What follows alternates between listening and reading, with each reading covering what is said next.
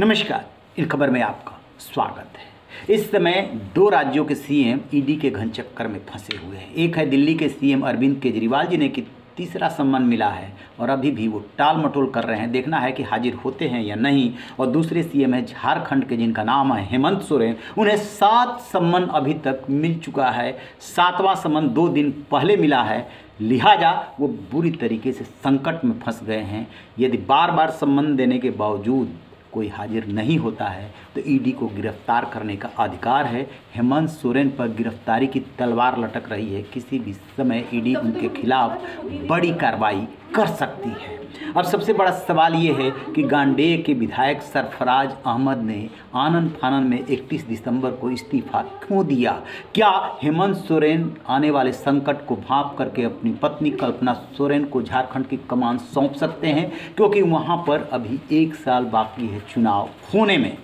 इसी के इर्द गिर्द जो है सारी रणनीति बन रही है। एक तरफ ईडी की रणनीति है कि कैसे इन पर शिकंजा कसा जाए और दूसरी तरफ हेमंत सोरेन की रणनीति है कि कैसे इससे बचा जाए। और बीच में आ जाता है लिफाफे वाली कहानी कि एक लिफाफा मिला था राज्यपाल को, वो लिफाफा अभी भी बंद है और उसमें राज छिपा हुआ है कि पता नहीं कब इनके खिलाफ कार्रवाई हो जाए। लिहाजा कल विधायक दल की बैठक बुलाई गई है और उसमें ये संभावना व्यक्त की जा रही है कि हेमंत सोरेन इस्तीफा दे करके अपनी पत्नी कल्पना सोरेन को सीएम बना सकते हैं।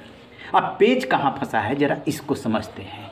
पेच फंसा है कि जन प्रतिनिधित्व कानून की धारा 151 के तहत यदि चुनाव होने में 1 साल या उससे कम है तो फिर उस पर उपचुनाव नहीं हो सकता।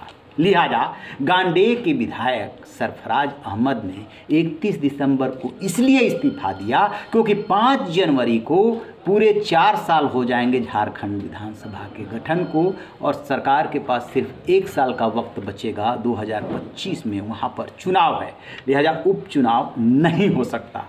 फिर उन्होंने 31 दिसंबर को इसलिए इस्तीफा दिया क्योंकि 1 साल से ज़्यादा समय हो जाए ताकि चुनाव हो वहाँ पर और कल्पना सोरेन चुनाव लड़ें और चुनाव जीत करके आएँ और मुख्यमंत्री बने रहें। नियमानुसार किसी को भी यदि कोई ऐसा व्यक्ति पुरुष या महिला सीएम की या मंत्री की कुर्सी पर बैठता है जिसके पास विधान परिषद या विधानसभा की सदस्यता नहीं है तो वो 6 महीने के अंदर चुनाव लड़ करके और जीत करके बना रह सकता है।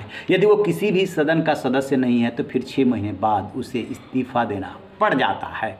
ऐसे में ये जो सरकार है केंद्र सरकार, इसकी निश्चित रूप से कोशिश होगी कि हेमंत सोरेन को घेर लिया जाए और राष्ट्रपति शासन लगा दिया जाए वहाँ पर, ताकि जो चुनाव हो चाहे लोकसभा का या विधानसभा का वो राष्ट्रपति शासन में हो। और हेमंत सोरेन की कोशिश है कि हर हाल में सत्ता की बागडोर हमारे पास रहे। लिहाजा दोनों तरफ से दांव पे चले जा रहे हैं। स्पीकर ने जिस तरीके से गांडेय के विधायक सरफराज अहमद का इस्तीफा मंजूर हुआ है उस पर भी सवाल उठाए जा रहे हैं। और उधर सांसद है गोड्डा से निशिकांत दुबे लगातार सुप्रीम कोर्ट के फैसलों का हवाला दे रहे हैं कि आप ऐसा नहीं कर सकते। तो देखने वाली बात यह है कि कल विधायक दल की बैठक में क्या फैसला होता है। हेमंत सोरेन लगातार महाधिवक्ता से लेकर के तमाम वकीलों के टच में है। ईडी क्या कार्रवाई करती है और इधर से क्या बंद लिफाफा खुलता है जिसमें कि सदस्यता भी उनकी जा सकती है। इस पर हमारी नज़र रहेगी। रहिए बेखबर, देखते रहिए इन खबर। Thank you.